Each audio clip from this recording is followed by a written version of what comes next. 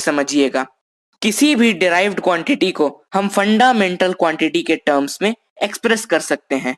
जैसे कि फोर्स को हम मास इनटू एक्सेलरेशन यानी mass into velocity by time यानी mass into displacement by time square कह सकते हैं। तो इन्हीं फंडामेंटल क्वांटिटी को हम एक अलग तरह से स्पेशल सिंबल्स देके लिखते हैं। जैसे कि मास को कैपिटल एम से, लेंथ को कैपिटल एल से और टाइम को कैपिटल टी से एंड सो ऑन। तो इन्हीं सिंबल्स को हम इक्वेशंस में यूज करते हैं और फिर फाइनली जो एक्सप्रेशन आता है वही हमारा डायमेंशनल फॉर्मूला होता है। जैसे कि अभी हमने देखा force is equal to mass into displacement by time square, तो इसको हम लिख सकते हैं mass into length by time square, क्योंकि डिस्प्लेसमेंट भी एक तरह का लेंथ ही है।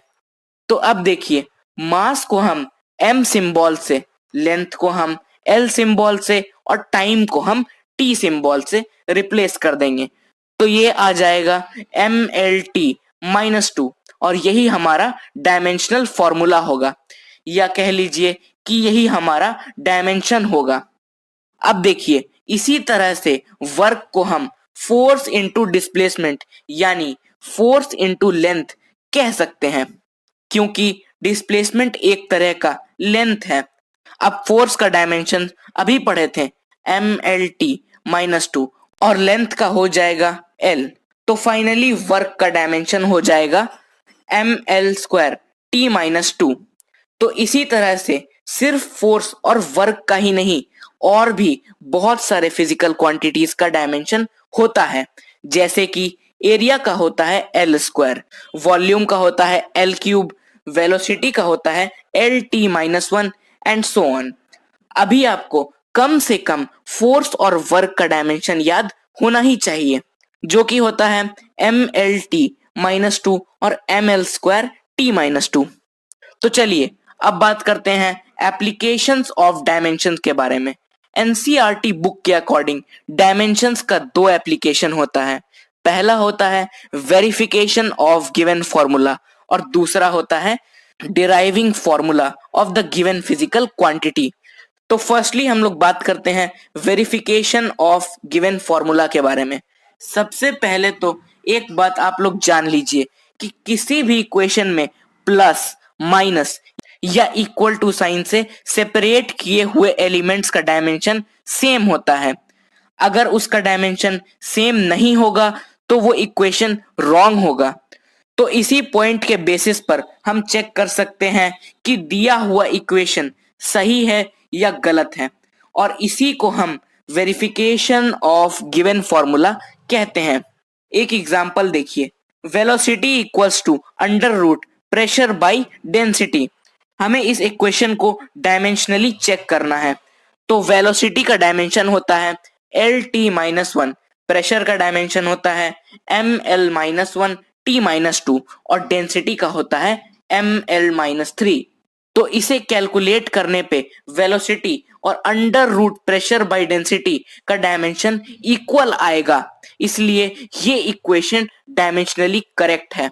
अब बात करते हैं deriving formula of the given physical quantity के बारे में। तो हम डायमेंशंस के हेल्प से कुछ स्पेसिफिक फॉर्मूलाज डिराइव कर सकते हैं। कैसे, आइए देखते हैं। इसे हम एक एग्जांपल से समझते हैं।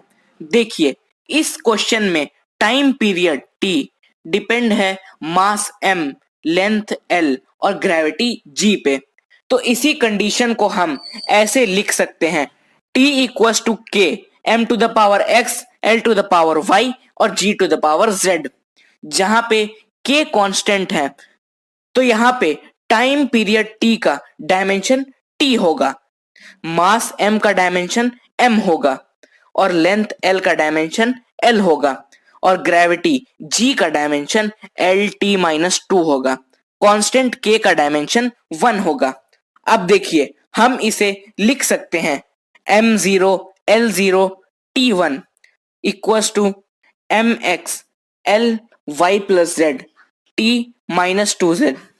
यहां से x equals to 0, y plus z equals to 0 और -2z इक्वल्स टू 1 हो जाएगा। अब यहां से एक्स वाई जेड निकाल के उसी इक्वेशन में पुट कर देंगे तो कैलकुलेशन करने पे हमारा फॉर्मूला भी डिराइव हो जाएगा, t इक्वल्स टू के अंडर रूट एल बाई जी। तो इसी तरह से हम फॉर्मूलाज डिराइव कर सकते हैं डायमेंशंस के हेल्प से। ये प्रोसेस बहुत इंपॉर्टेंट है और एग्जाम में अक्सर पूछा ही जाता है। तो चलिए अब बात करते हैं डायमेंशनल एनालिसिस के कुछ लिमिटेशंस के बारे में।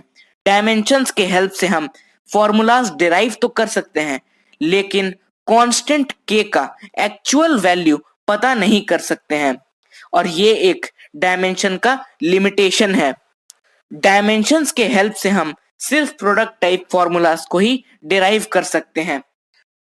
वो फॉर्मूलाज जिसमें साइन थीटा, कॉस थीटा या टैन थीटा या फिर कोई भी ट्रिग्नोमेट्रिक रेशियो हो उसे हम डायमेंशंस के हेल्प से डिराइव नहीं कर सकते हैं। ये थे कुछ लिमिटेशंस डायमेंशंस एनालिसिस के। तो स्टूडेंट्स ये था फिजिक्स के चैप्टर यूनिट्स एंड मेजर